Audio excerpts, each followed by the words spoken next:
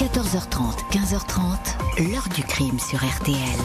Jean-Alphonse Richard. Rockefeller avec un accent français, et si on connaît juste un peu l'histoire, bon, c'était une impossibilité. Donc je pense que ces gens-là, il n'y a pas un moment où ils pouvaient penser que je sois la descendance de Rockefeller. Bonjour, le roi des escrocs, ou plutôt l'escroc des rois, une appellation qu'il préfère. Dans les deux cas de figure, la trajectoire criminelle du français Christophe Rocancourt est l'une des plus foisonnantes, des plus excentriques et des plus incroyables de l'histoire du crime. Quasiment toute une vie vouée à l'arnaque et passée dans la peau de personnages imaginaires, échappant aux enquêteurs les plus chevronnés et se jouant des justices de plusieurs pays, parmi lesquels celui où il est né, la France. Durant des années, Christophe Rocancourt va ainsi devenir insaisissable, une silhouette aussitôt envolée après avoir délesté de dizaines ou centaines de milliers d'euros ou de dollars ceux qu'il avait mis en confiance, des victimes comme hypnotisées qui lui permettaient d'avoir les poches pleines et de mener la grande vie. Comment Christophe Rocancourt a-t-il réussi pendant si longtemps à escroquer la terre entière? Comment a-t-il glissé sans cesse entre les mailles des filets qui se refermaient sur lui? En a-t-il fini avec la justice ou est-il incorrigible? Autant de questions que nous allons aborder aujourd'hui avec nos invités. 14h30, 15h30, l'heure du crime sur RTL. Aujourd'hui, dans l'heure du crime, la trajectoire romanesque du roi des escrocs, Christophe Rocancourt. C'est aux États-Unis qu'il va gagner à l'été 2000 ses galons d'arnaqueur hors normes. Le 2 août 2000, les détectives Jerry Larsen et Robert Flood de la police des Hamptons, une station balnéaire huppée de New York, sont en planque devant un club de gym. Ils guettent la sortie d'un jeune homme qui porte un nom prestigieux, un certain Christopher Rockefeller, issu de la branche française de cette famille d'industriels, l'une des plus riches au monde. Le descendant Rockefeller est soupçonné d'avoir emprunté 14 000 $ à une masseuse, avec promesse de faire fructifier par 3 cette somme. Mais Corinne Heiltink n'a jamais vu la couleur de cet argent. Elle a déposé plainte en décrivant aux policiers un drôle de financier. Un bad boy qui porte un aigle tatoué sur le bras droit, passe son temps en boîte de nuit à boire du champagne et à fumer des cigares aux frais de ses amis. La masseuse n'est pas seule à dénoncer Rockefeller. À l'hôtel où il séjournait, il a laissé une ardoise, 19 000 $. Les policiers l'interpellent. Il est interrogé sur ses activités mais livre des explications confuses. Il dit être français et ne pas très bien parler l'anglais. Il reconnaît que Christopher Rockefeller n'est qu'un nom d'emprunt. Il s'appelle en réalité Fabien Ortuno. Le nom inscrit sur son passeport français. En l'absence de comportement violent, le procureur des Hamptons fixe la caution à 45 000 $. L'intéressé paie rubis sur ongle. Il est libéré avec obligation de ne pas quitter la région jusqu'à son procès. 2 ou 3 jours après sa libération sous caution, les empreintes du dénommé Rockefeller Ortuno livrent une toute autre identité, celle d'un dénommé Christophe Rocancourt, un Français âgé de 33 ans, né le 16 juillet 1967 à Honfleur, en Normandie. Il est arrivé il y a 9 ans aux États-Unis et a déjà eu maille à partir avec la justice. Il est considéré comme un arnaqueur professionnel qui multiplie les pseudonymes. Après avoir quitté la France, il s'est installé en Californie, soucieux d'entretenir sa légende. Il racontera à qui veut l'entendre qu'il ne parlait pas un mot d'anglais et avait appris cette langue en lisant et relisant la Bible trouvée dans la chambre de son motel. À Los Angeles, Rocancourt se rapproche des expatriés qui fréquentent le café Maurice. Il y rencontre un ancien couturier, le fortuné Charles Glenn, qui le prend sous son aile. Rocancourt, physique sportif et musclé, se présente comme un champion de boxe venu disputer un combat qu'il aurait gagné par KO. Glenn répand la nouvelle, personne n'a l'idée de vérifier. Le boxeur devient la coqueluche du tout Los Angeles. Invité partout, un décorateur français, Pierre Lange, lui prête sa villa de Bel Air, équipée d'une salle d'entraînement. Lange est souvent absent. Christophe Rocancourt se présente alors comme le propriétaire des lieux.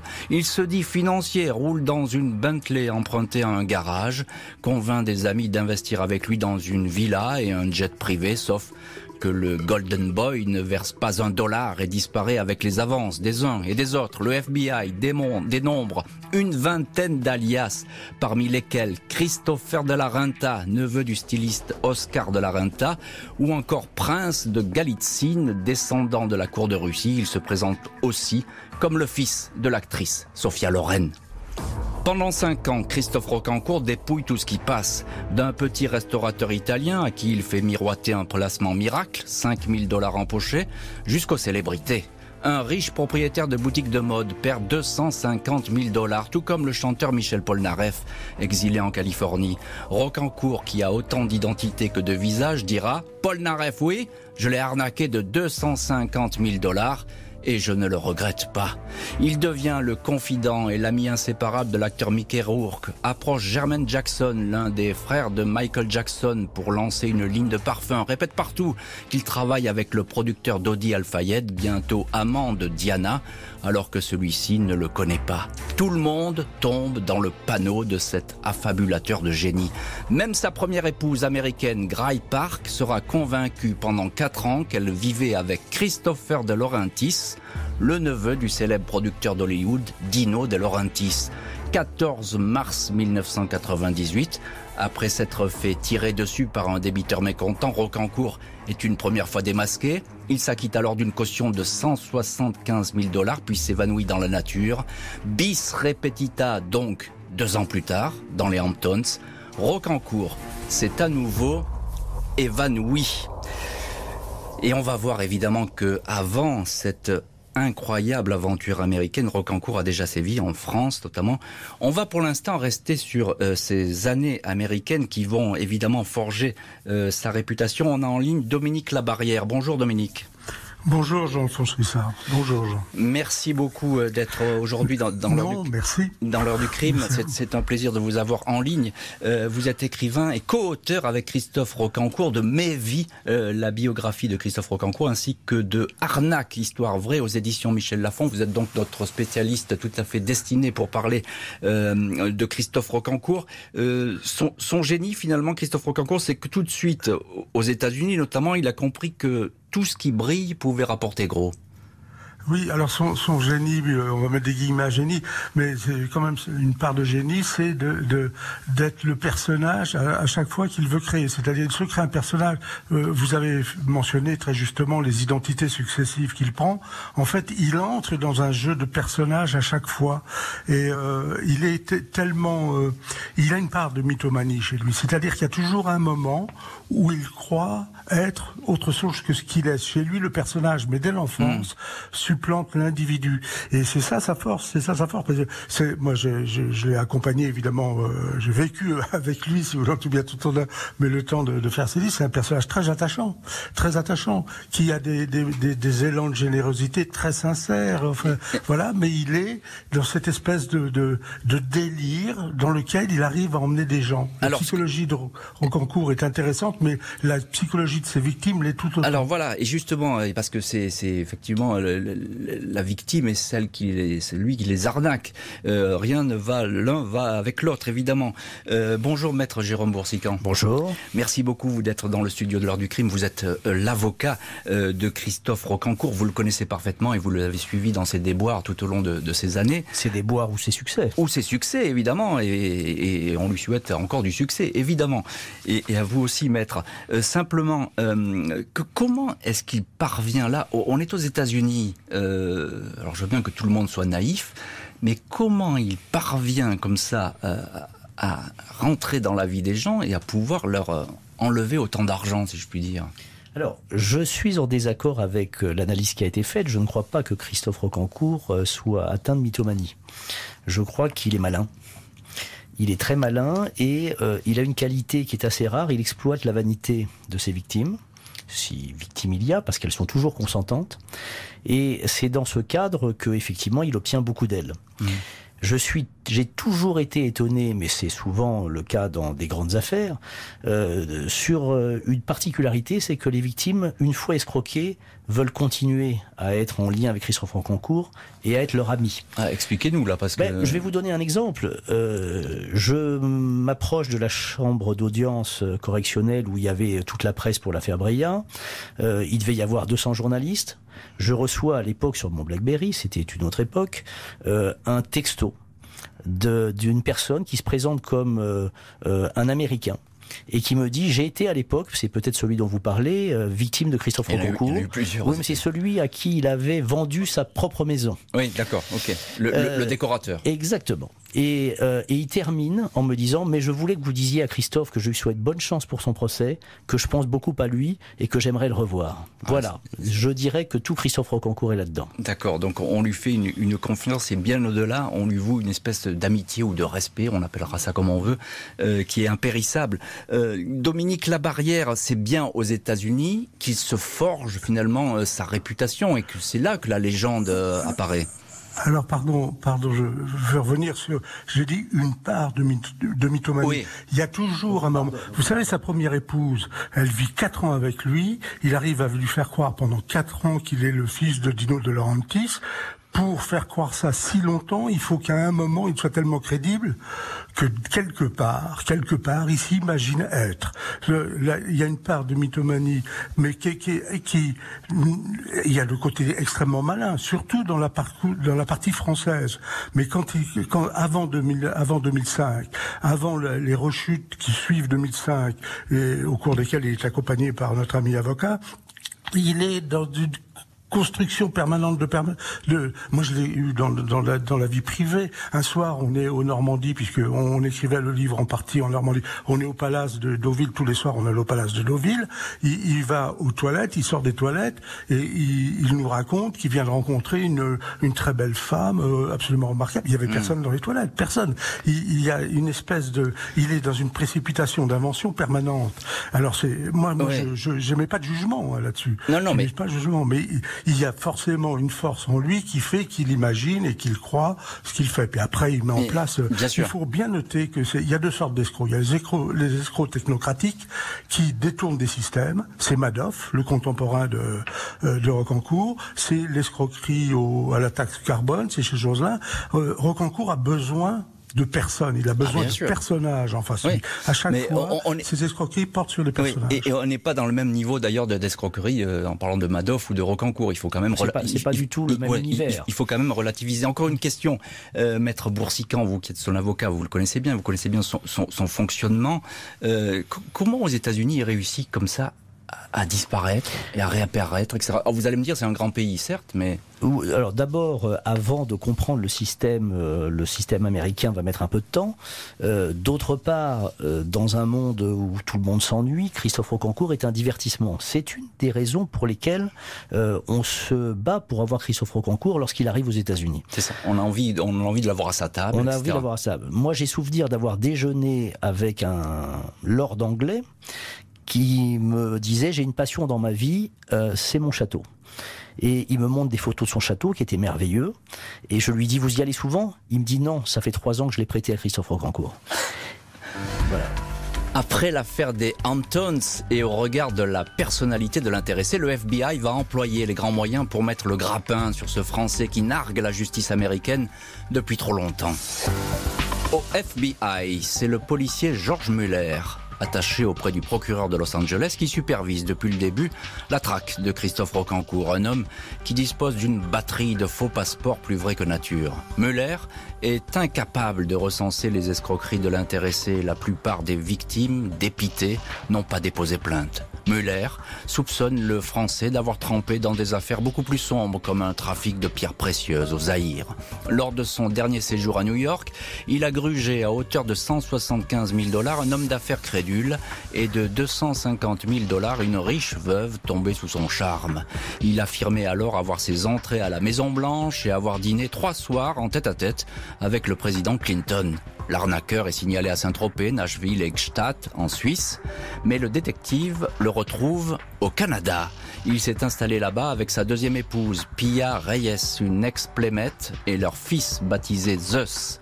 Rocancourt a jeté ici son dévolu sur un riche couple, Robert et Norma Baldock, à qui il a fait miroiter un fabuleux contrat. Les Baldock l'hébergent, tout frais payé, dans un vaste chalet près de Vancouver, jusqu'à ce que le couple découvre le poteau rose et avertisse les autorisés après avoir perdu $100 000.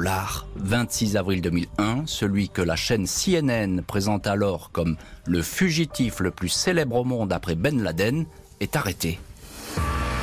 Après un an de prison au Canada, Christophe Rocancourt, 36 ans, est extradé vers les États-Unis en mars 2002. Au total, 17 chefs d'accusation sont retenus par le tribunal du comté de Suffolk, près de New York.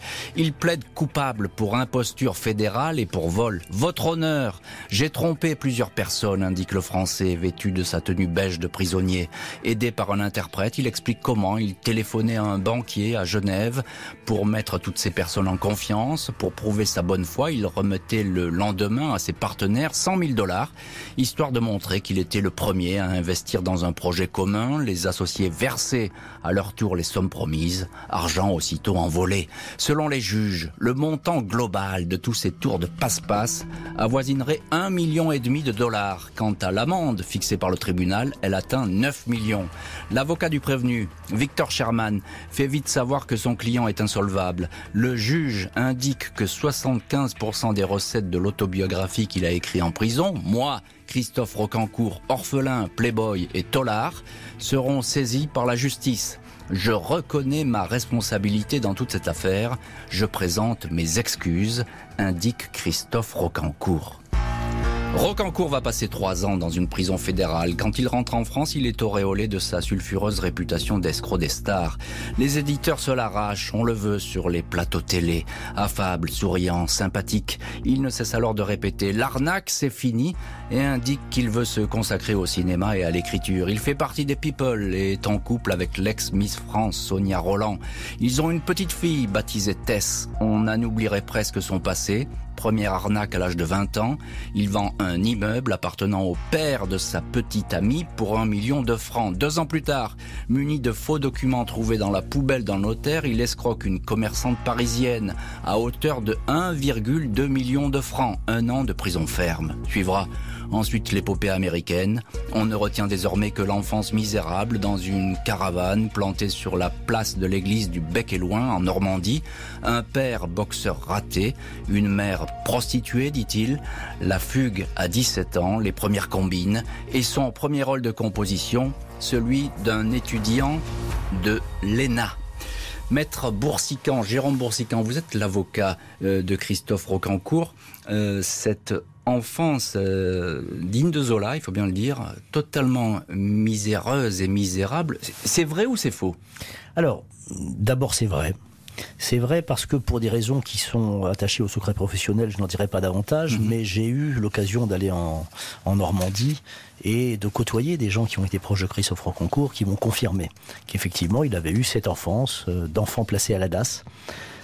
D'enfant qui n'a eu aucun soutien de ses parents. Je ne sais plus jusqu'à où il a été à l'école, mais c'est pas très loin.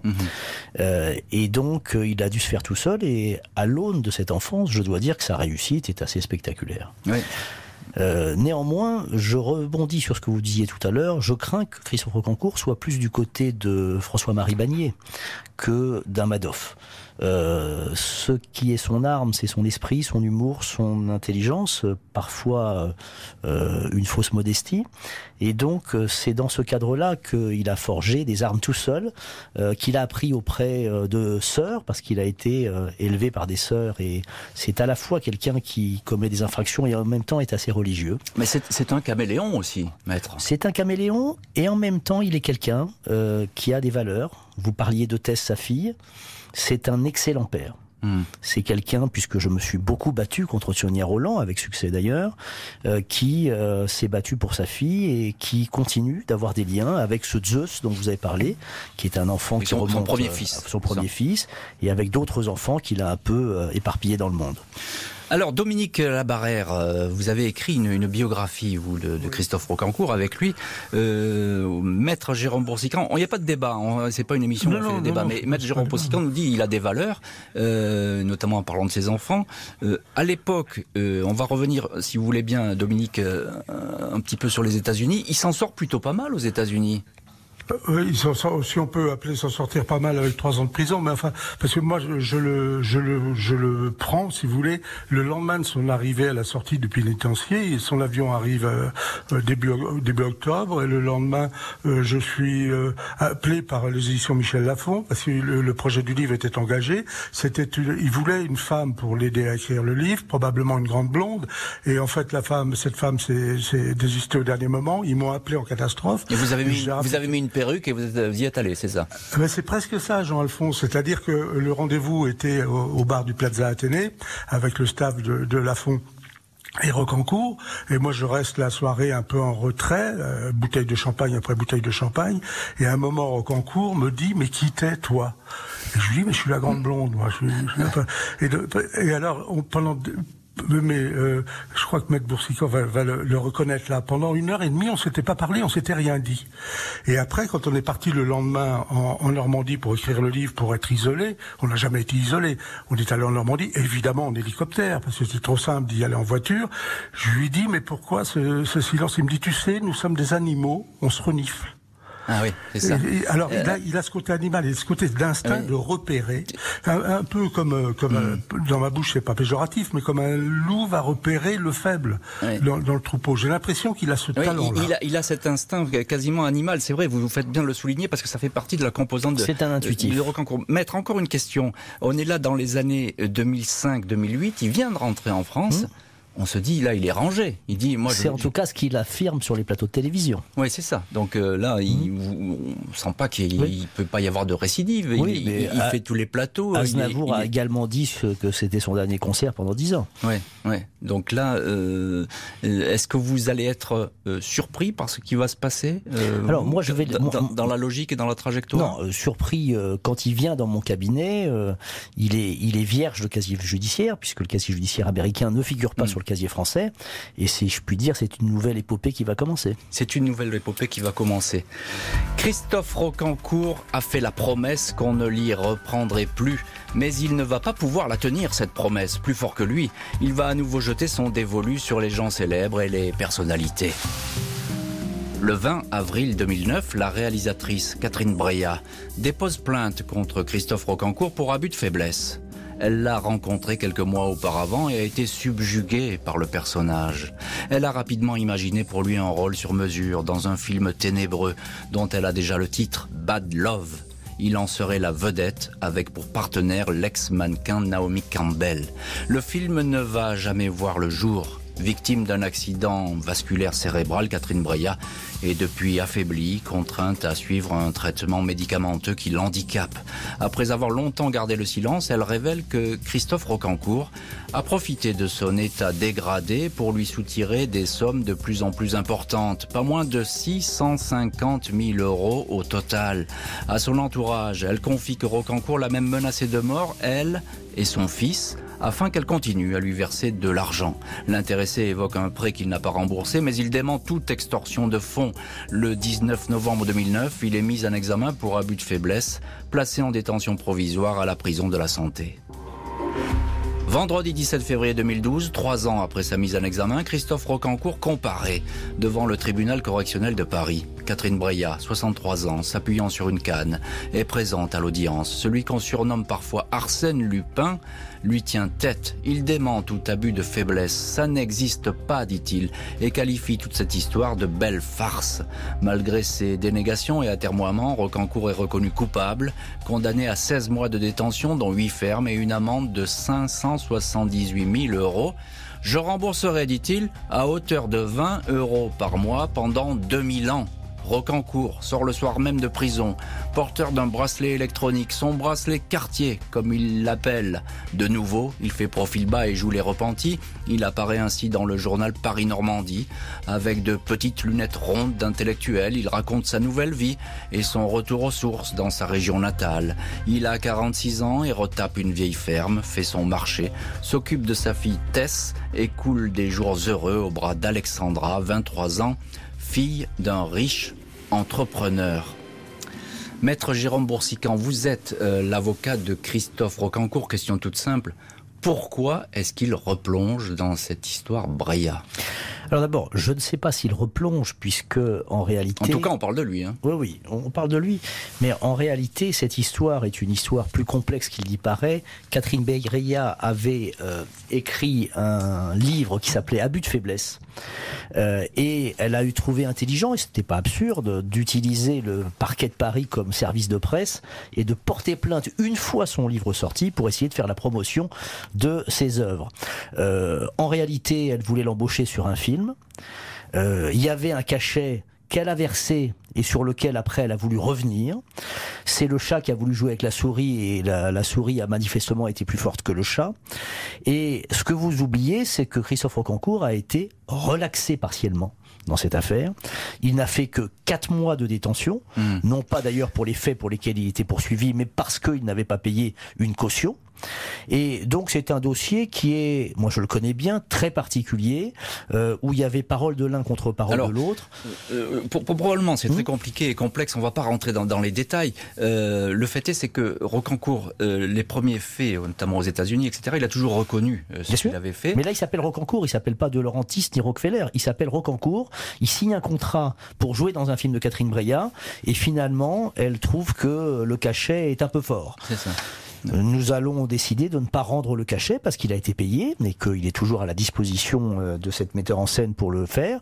Mais encore une fois, à ce moment-là, je ne suis pas sûr qu'il soit dans un esprit de... Ça rentre pas dans les activités d'Arsène Lupin. Hein. Je ne crois pas. Là, je crois que c'est pas Arsène Lupin, c'est Christophe Rocancourt. Dominique Labarrière, écrivain, et vous avez écrit une bio de Rocancourt. Un mot, Dominique. Je vais vous citer une phrase de Sonia Rolland, avec qui il était. Grande philosophe. C'est quelqu'un, Rocancourt, qui ne... c'est quelqu'un, Rocancourt, qui... J'ai accompagné aussi Sonia dans son livre. Très bien, non mais allons-y, je vais vous poser la question quand même, Dominique Labarrière. Écoutez-moi. C'est quelqu'un qui ne changera pas, dit-elle. Elle cite un proverbe, un loup perd ses poils mais pas sa faim. Est-ce que ça veut dire que Rocancourt finalement est incorrigible et il ne peut pas se soigner de cette envie d'escroquer les gens qu'il rencontre? Je ne sais pas où il en est aujourd'hui. Toujours est-il que il ne sait pas saisir les perche tendue, et quand il faut se mettre à un vrai travail qui ferait qu'on pourrait effectivement parler d'épopée dans son parcours, ce qui n'est pas le cas, quand je suis avec lui, il a toutes les possibilités. Michel Lafon lui fait un pont d'or, Thomas Langman veut tourner sa vie, produire sa vie avec des moyens considérables. Il y a des gens qui veulent que son nom soit donné à une marque de jeans. Enfin, il a tout ce qu'il faut pour entrer dans la vie normale. Et alors, ce qui me fait sourire un peu, c'est que quand j'entends l'avocat de Rocancourt qui fait son job d'avocat, c'est Madame Breillat qui devient la coupable. C'est-à-dire la victime devient la coupable. Alors son livre, elle l'a écrit après. Non. Après avoir arrêté, on va pas rentrer dans ce débat, Dominique Labarrière. Oui, mais moi, je tiens, parce que c'est un peu énervant. On est en train de trisser des lauriers à Rocancourt. Il a plein de mérites, il a plein de qualités. Mais oui, mais c'est quand même extrêmement limité. Quand je me permettais de parler de Madoff, parce que Madoff, pour moi, c'est un véritable escroc. Bien sûr. Je partage cet avis. Il arrive à escroquer. C'est pour ça qu'on n'attrape pas si vite Rocancourt. Finalement, c'est 250. C'est peu d'argent, finalement. C'est beaucoup d'argent quand on en parle comme ça autour d'une table, mais dans la vie des escrocs, c'est peu d'argent. Le gentleman farmer Rocancourt en Normandie ne va pas s'abriter très longtemps derrière son costume de gentleman farmer.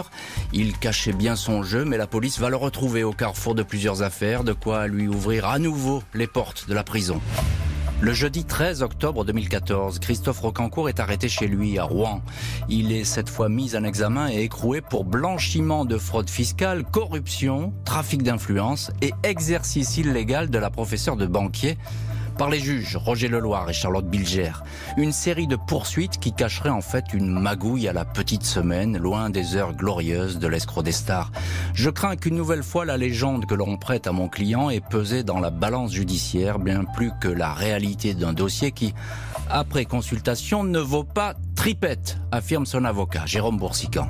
Depuis 1 an, les policiers financiers s'intéressaient aux activités souterraines de Rocancourt. Un homme qui ne déclare plus aucun revenu depuis 2 ans, mais pourtant titulaire de 2 comptes en banque exotiques. L'un à Hong Kong, l'autre à Figueras, en Espagne. Il est soupçonné d'avoir joué les banquiers en prêtant de l'argent à des connaissances à un taux de 30%. Il est encore suspecté d'avoir voulu faire régulariser la situation administrative de 2 femmes marocaines sans papier. Pour cette combine, il serait passé par l'entremise du préfet Christian Proutot, ancien patron de la sécurité à l'Élysée sous François Mitterrand. Un avocat et un notaire sont également mis en examen dans cette affaire. Christophe Rocancourt retrouve la prison, transféré à Fleury-Mérogis, quartier disciplinaire D3. Il va y passer quelques temps, puis est placé sous contrôle judiciaire. Dans les mois qui suivent, il est soudain rattrapé par la plus rocambolesque des histoires. En prison, l'homme qui a berné pendant des années le tout Hollywood aurait fait la connaissance de Jonathan G., un ex-policier des stupes soupçonné d'avoir dérobé 48,5 kg de cocaïne dans les locaux du 36 quai des Orfèvres. Jonathan G. aurait demandé à Rocancourt de l'aider à récupérer l'argent du vol, 200 000 € en liquide, dont 150 000 € dans un lac de Créteil, en banlieue parisienne. Un proche de l'arnaqueur serait allé sur place. Rocancourt dément, parle d'une histoire farfelue et stupide. Les enquêteurs, eux, soupçonnent bel et bien les 2 hommes d'avoir conclu un pacte financier. Jérôme Boursican, avocat de Monsieur Rocancourt, avec lui, c'est toujours un film qui continue et ne s'arrête pas, parce que là, il faut nous expliquer cette histoire de pêche aux euros dans un lac de Créteil après le vol du 36. Il n'est pas dans le vol, évidemment, c'est pas lui qui a dérobé la cocaïne au 36. Qu'est-ce qu'il faut en penser ? Alors, d'abord, c'est une histoire rocambolesque, et sur les affaires qui vont arriver, qui vont être jugées, vous avez raison, je vais avoir le bonheur de défendre Christophe Rocancourt sur l'infraction d'exercice illégal de la profession de banquier. C'est-à-dire qu'après 10 ans à avoir défendu Christophe Rocancourt pour avoir volé de l'argent à des tiers, on le poursuit pour avoir prêté de l'argent. C'est assez cocasse quand même. Il n'y a pas que ça, maître. Il n'y a pas que ça, vous avez raison. Alors sur l'histoire de Créteil, il faut ramener le clocher au milieu du village. Premièrement, il a été condamné à, je crois, une peine d'amende. C'est vous dire l'importance de cette affaire. Et effectivement, il était à Fleury-Mérogis, où il est resté 3 jours, car j'ai eu le bonheur de l'élargir au bout de 3 jours. Et effectivement, il était avec ce policier et on a essayé de le rattacher à cette histoire du lac de Créteil, à laquelle, à mon sens, il n'était pas impliqué. Donc, c'est vrai que c'est toujours romanesque, c'est vrai que c'est toujours amusant, mais est-ce que c'est pas l'inverse sur lequel il faut réfléchir? Est-ce que ce n'est pas parce que c'est Christophe Rocancourt qu'on lui prête toutes les carambistouilles? Ça, tout est réversible, évidemment. Et justement, Dominique Labarrière, vous qui le connaissez très bien, Christophe Rocancourt, oui. Expliquez-nous, comment est-ce qu'il fonctionne? Quel est le personnage que vous avez rencontré, avec qui vous avez travaillé pour faire un livre? Comment est-il, comme ça? Quels sont vos souvenirs? Oh, il est touchant. De gré à gré, quand on est tous les deux, il est touchant. Moi, je me souviens une nuit, parce que évidemment avec le décalage horaire, on essayait de travailler 1 heure par-ci par-là la nuit. Et je me souviens à l'aube, un jour, on était en Normandie dans cette grande maison, et il y avait une petite fenêtre et une fleur du mur qui poussait là sur le mur. Il est resté là, mais je ne sais pas, 20 minutes, 25 minutes à regarder cette fleur. Et parfois, on avait des longs temps de silence. Je vais vous donner une anecdote qui était très touchante. Pendant que j'étais donc avec lui près de Deauville à faire le livre, ma fille accouche d'un de mes petits-enfants. Je dis à Christophe le lendemain, je lui dis, je viens d'avoir un petit-fils. Aussitôt Christophe me dit, mais faut qu'on aille le voir. Mon petit-fils est né à Blois, nous étions à Deauville. Et il prend son téléphone, je lui dis, qu'est-ce que tu fais? Mais il dit, mais je réserve un hélicoptère. Voilà, il fallait qu'on prenne un hélicoptère pour aller voir mon petit-fils. Je me dis, arrête, mais l'hélicoptère, qui va le payer? Et là, il me dit, on s'en fout. Voilà. Alors, c'est ça, il a des élans. Je crois qu'il a des élans. C'est sûr que son enfance l'a blessé. Elle est peut-être pas tout à fait aussi zolienne qu'il l'a raconté, mais c'est normal. On repeint un peu tous notre enfance, un peu comme on l'entend. Mais c'est quelqu'un de très... Moi, j'ai été très déçu dans ses rechutes. C'est pour ça que je suis un peu écrit maintenant. Et on le comprend. Christophe Rocancourt demeure mis en examen dans ses affaires. Il devait être jugé avec les autres personnes poursuivies au mois de mai 2021. Procès qui devrait désormais se tenir dans quelques mois. Au cours du premier semestre 2022, le tribunal correctionnel de Paris examinera les 2 dernières affaires impliquant Christophe Rocancourt, 2 dossiers que les juges souhaitent tout examiner. Tout d'abord, le dossier de corruption pour obtenir la régularisation de 2 jeunes femmes marocaines et l'exercice de la profession de banquier. Ensuite, un dossier de trafic d'influence au quai des Orfèvres. Christophe Rocancourt, fidèle à sa réputation, ne semble pas craindre une éventuelle prochaine condamnation. Une nouvelle fois, il est retourné vivre en Normandie, au Bec et Loing, là où il passait son enfance, revendiquant n'avoir non pas vécu un film, mais d'avoir tourné lui-même le film de sa propre vie, une vie d'aventurier. Dominique Labarrière, on vous retrouve au téléphone de l'heure du crime. Vous êtes le biographe de Christophe Rocancourt. Vous disiez il y a un instant que vous aviez été triste par ces dernières rechutes de Christophe Rocancourt. Est-ce que là, avec ce procès qui va arriver, est-ce que c'est le dernier chapitre de sa vie d'aventurier, comme il dit lui-même ? Je ne sais pas, je ne marche pas dans sa tête. C'est-à-dire que Christophe, j'aime beaucoup Christophe parce que il a une personnalité extrêmement complexe. Il y a un paradoxe chez lui, c'est un escroc. Un escroc devrait être discret, rampant, et il adore la lumière. Il adore la lumière. C'est un animal médiatique. Les médias sont fous de Christophe Rocancourt. Et pour une part importante, c'est eux qui l'ont créé. Quand un journaliste américain écrit, fait titre Escroc des stars, lui interprète Star des escrocs, il a raison. Quand CNN, vous vous rendez compte, dit c'est le fugitif le plus recherché du monde. Après Ben Laden. Après Ben Laden. Attendez, il y a quand même encore les trafiquants de drogue du cartel de Medellín. Leur patron est mort en 93, mais il y a encore ceux-là. Moi, j'ai eu quelqu'un aux États-Unis qui me disait bon, c'est surtout ça le boulot à ce moment-là. Donc, il n'est pas le plus recherché après Ben Laden. Mais vous voyez, il y a une espèce de vertige médiatique qui l'accompagne. C'est un besoin fantasmatique, évidemment, de créer des personnages. On le comprend bien. Et d'ailleurs, lui, il y participe aussi. Ah, mais bien sûr. Dominique, bien sûr, ça fait partie aussi, c'est sa vie exposée et son heure de gloire. Alors, pour rejoindre ce que disait Maître Boursican, l'avocat tout à l'heure, voilà, le personnage le plus réussi de sa vie, c'est lui. C'est un personnage, on a le mot romanesque qui a été employé plusieurs fois, rien n'est plus vrai. Alors, moi, je suis pas d'accord avec vous. Encore une fois, j'ai pas digéré la déception des rechutes parce que je le voyais tellement bien parti, tellement... Ah oui, mais ça, la nature humaine... Avec un enfant, et puis voilà, quand j'ai appris qu'il avait un projet de film avec Moya, j'ai dit, mais il peut devenir un vrai acteur, faut bosser, c'est tout. Oui, il a sûrement ce talent, mais il a ce vrai talent, et puis mais sa créature lui a peut-être échappé, tout simplement. Ça peut arriver. C'est-à-dire le personnage, chez lui, dépasse toujours l'individu. Bien sûr. Maître Jérôme Boursican, avocat de Christophe Rocancourt, qu'est-ce qui devient aujourd'hui Christophe Rocancourt? Il attend ce procès. Alors, sans grande inquiétude, apparemment. Il l'attend avec patience et sans grande frayeur. Je dirais, pour répondre à ce qui vient d'être dit, que si on espère que Christophe Rocancourt va rentrer comme salarié dans une société de leasing, on va être très déçu. Évidemment, il faut se faire à l'idée qu'il a un talent qui est un talent, allez, on va le dire, de braqueur de cerveau, et il est clair que ce talent qui est lié au verbe, parce que j'ai toujours dit que Christophe Rocancourt, s'il avait eu mon enfance et mon éducation, serait vraisemblablement avocat. Simplement, il n'a pas eu ce parcours-là, et donc il fait avec les armes qui lui ont été données. Qu'est-ce qu'il devient aujourd'hui? D'abord, il est très attaché à ses bêtes. Il a des bovins qu'il élève et qu'il nourrit dans sa campagne. Vrai ou faux? Vrai. D'accord. Ça, c'est parce qu'avec lui, chaque fois, je pose la question. Oui. Moi, j'ai vu ces bovins et il y est très attaché. Par ailleurs, c'est quelqu'un qui est en train de faire un reportage sur Netflix. Il a des projets de cinéma. Il y a toujours, et on est d'accord sur ce point, un engouement autour de Christophe Rocancourt, un engouement médiatique. Il y a eu multitude d'émissions et il va y avoir des films qui vont se faire. Je ne veux rien dévoiler dévoiler, mais un producteur est en train d'organiser un film sur sa vie, de le mettre et d'envisager de le mettre en scène. Tout ça, rien n'est fini avec Christophe Rocancourt.